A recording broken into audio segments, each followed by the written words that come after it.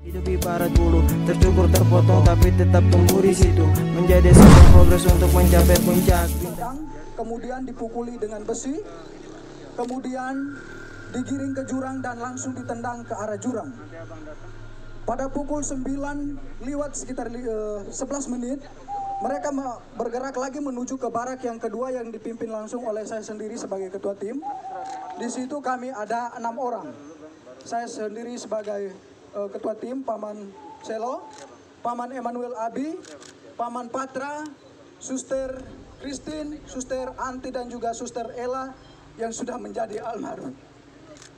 Pada saat itu juga mereka melakukan hal yang sama, menghancurkan kaca-kaca jendela dan juga memukul pintu-pintu, berusaha untuk masuk ke dalam untuk menyerang kami. Ketika suster ini, kemudian mereka semakin membabi buta. Mereka mulai menelanjangi suster dengan tidak membuka pakainya secara sopan, tetapi mereka menelanjangi dia dengan parang tajam atau parang, langsung dipotong saja pakaian mereka, mulai dibuka dari baju sampai celana dalam semuanya. Mereka tiga ditelanjangi, kemudian mulai dianiaya secara tidak manusiawi. Paha mereka ditikam, muka mereka ditonjok, kemudian minta maaf tetapi kemaluan mereka ditikam juga dengan parah. Kejadian semakin brutal karena jumlah mereka semakin banyak. Akhirnya suster-suster ini tidak berdaya lagi. Mereka semakin lemah, akhirnya mereka pingsan. Dalam keadaan pingsan mereka dipikir bahwa mereka sudah meninggal, sehingga terpaksa mereka didorong lagi ke dalam jurang yang lebih dalam. Kedalaman jurang itu sekitar 300 sampai 400 meter. Suster Suster Christine yang didorong pertama, kemudian Suster Anti dan juga Suster almarhum atau Suster Ella. Sesampainya dibawa ke dalaman jurang itu, Suster Anti langsung pingsan. Dalam keadaan pingsan tidak sadarkan diri. Suster Chris masih sempat dari pingsannya bisa sadar. Suster Ella juga dari pingsannya bisa sadar kembali. Akan tetapi dalam keadaan itu mereka tetap ikut ke bawah. Kemudian Suster Anti dan Suster Chris masih bisa bertahan untuk memilih untuk menghindar dari mereka dengan menyembunyi di semak-semak. Suster Ella yang sudah tidak, walaupun dalam keadaan sadar tetapi sudah tidak berdaya, nyangkutnya di pohon sehingga mereka ikut ke bawah lalu membunuhnya secara babi buta dengan menikam di bagian perut-perutnya dan juga kemungkinan mulutnya dibelah. Sehingga Suster almarhum dinyatakan meninggal pada saat itu.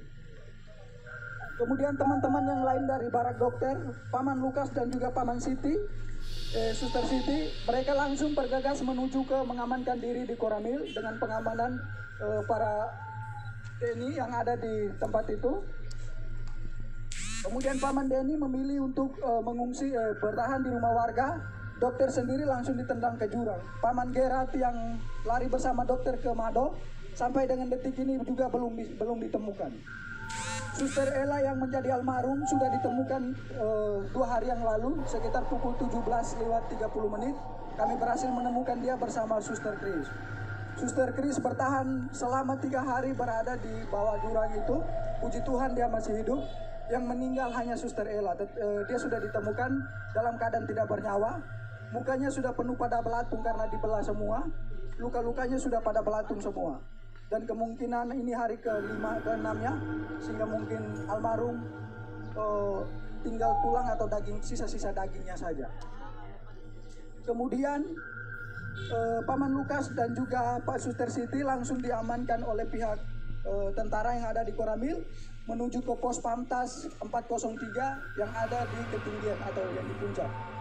Kemudian Paman Denny juga dari rumah warga bergegas menuju ke Koramil mengamankan diri di pos Pamtas bersama dengan pihak dari Koramil juga. Dokter sendiri bertahan selama berada di jurang dari pukul 10:09 sampai sekitar pukul 9 malam. Baru dokter dari jurang menuju ke arah pos Pamtas 403 menuju ke Koramil untuk meminta perlindungan. Begitu juga Paman Patra, sehingga pada sekitar pukul 7 kami 3 bertemu di Koramil dalam keadaan selamat. Suster Anti dan Suster Chris masih tetap bertahan di jurang. Suster Anti keluar dari jurang sekitar pukul 10 malam dengan kondisi saat itu hujan deras. Dalam keadaan telanjang, dia dari jurang menuju ke Polsek Kiwirok. Sesampainya di Polsek Kiwirok tidak ada petugas karena memang petugas semua sudah pada ngungsi sudah pada diamankan ke pos Pamtas itu. Mereka bertugasnya di situ. Kemudian Suster Anti memilih untuk bertahan di pos, tetapi karena takut dengan situasi, dia berusaha keluar dari pos lalu kembali bersembunyi di semak-semak. Sampai pada sekitar pukul 7 pagi, itu ada kegiatan pembersihan dari pos Pamtas 403, sehingga Suster Anti memilih untuk keluar dari semak-semak karena memang dia juga sudah pada tidak berdaya lagi. Menurut keterangan dari Suster Anti bahwa pada saat itu dia sudah pada siap untuk pasrah untuk mati.